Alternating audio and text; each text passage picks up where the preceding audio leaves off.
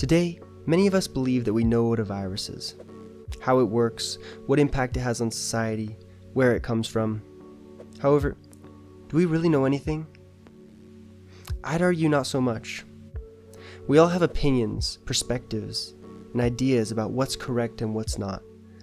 The truth is that many things are much more complex than we could ever imagine. Take, for instance, the coronavirus today. Many believe it to be a pandemic that has or will kill a huge amount of the population. On the other hand, there are people who claim that the death toll is much less than popularized. Are we being lied to?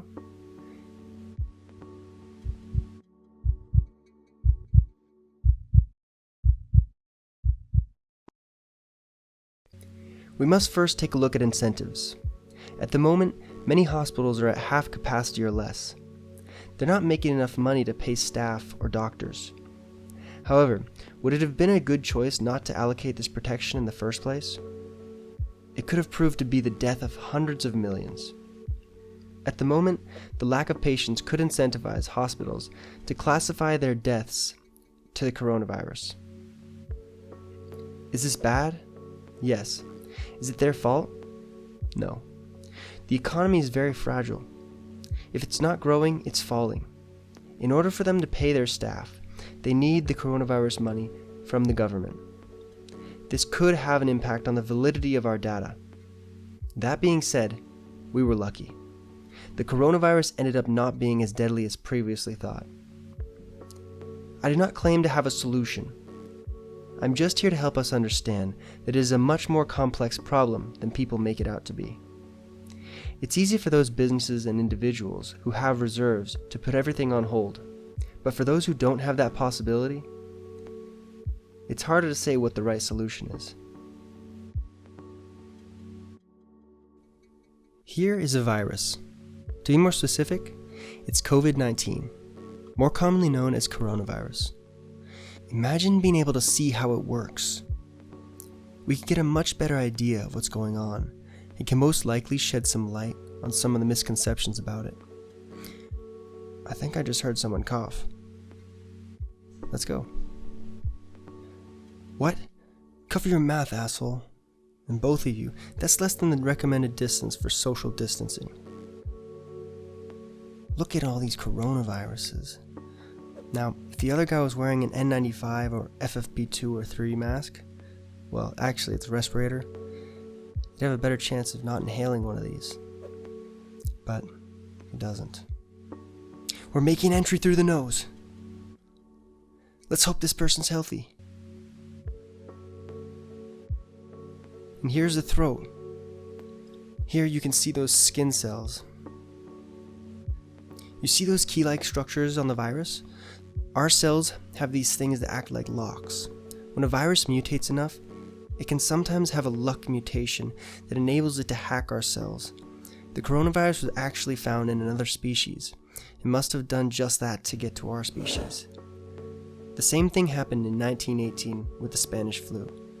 Although some speculate that the reason the Spanish flu became so much more deadly was because after World War I, the soldiers had been exposed to mustard gas, which might have mutated the virus.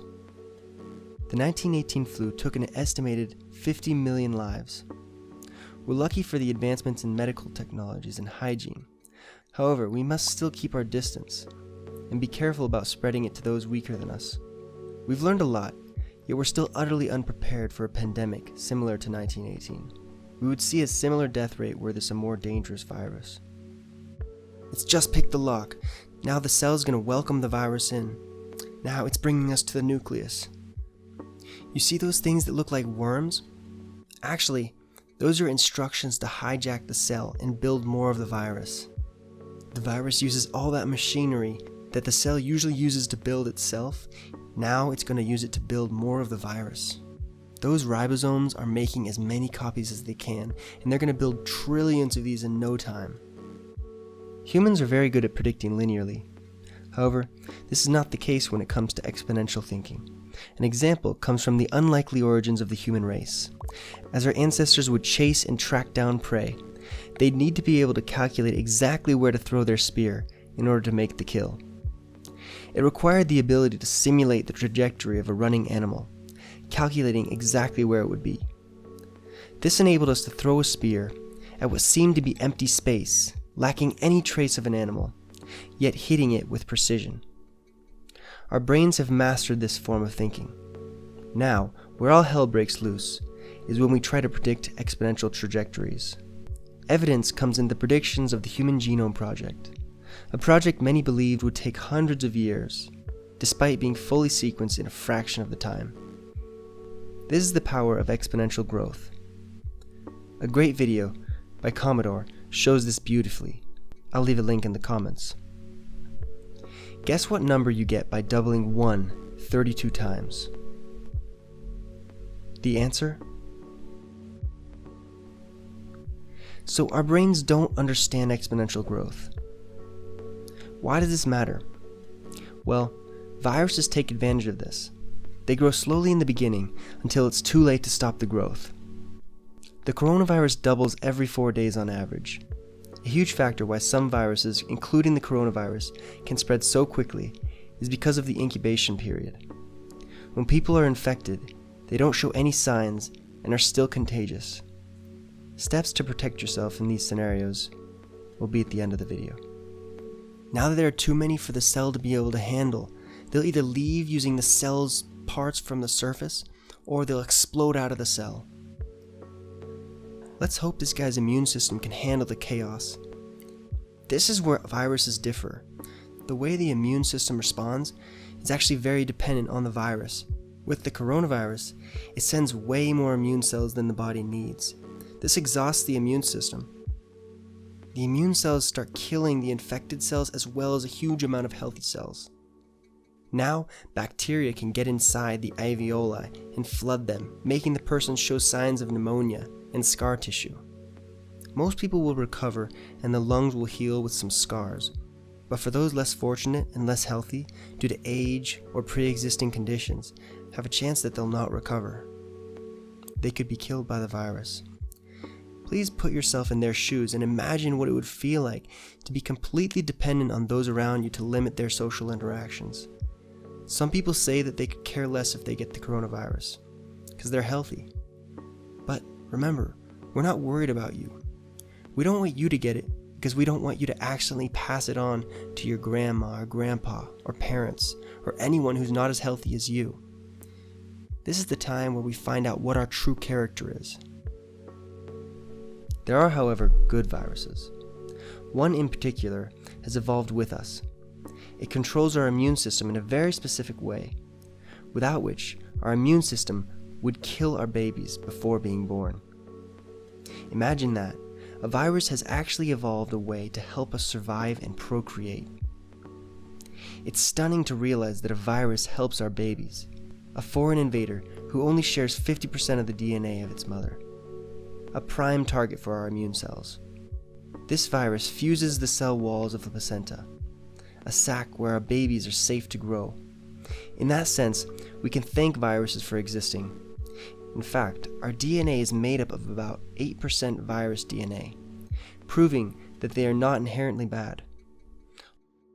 What if us as humans decide to keep exploring the universe? We populate Earth and use up all the resources, then decide to go to Mars. We populate it and use all its resources. Then we populate the next planet, then the next, and then the next planet. We decide to keep pushing forward and advancing our technology until we're able to explore outside of our own universe. Imagine looking back and seeing that our entire universe is in fact a living being.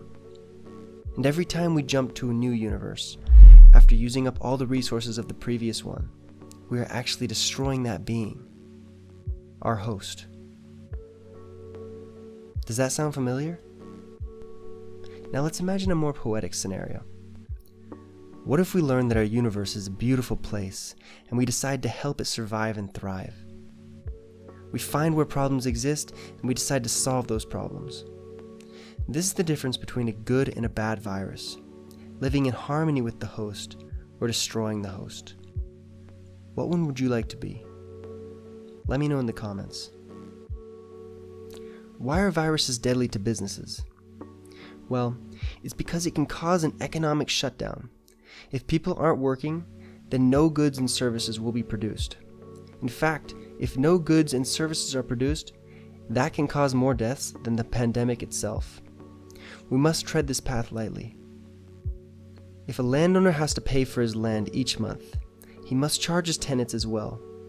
If his tenants cannot work, he will be forced to replace them with tenants who can pay. Whether this is right or wrong is not the question. People have responsibilities. When this person is kicked out of his home, he no longer has shelter.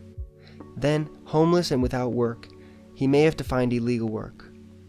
These non-regulated conditions can in fact be a contributing factor to the spread of the virus.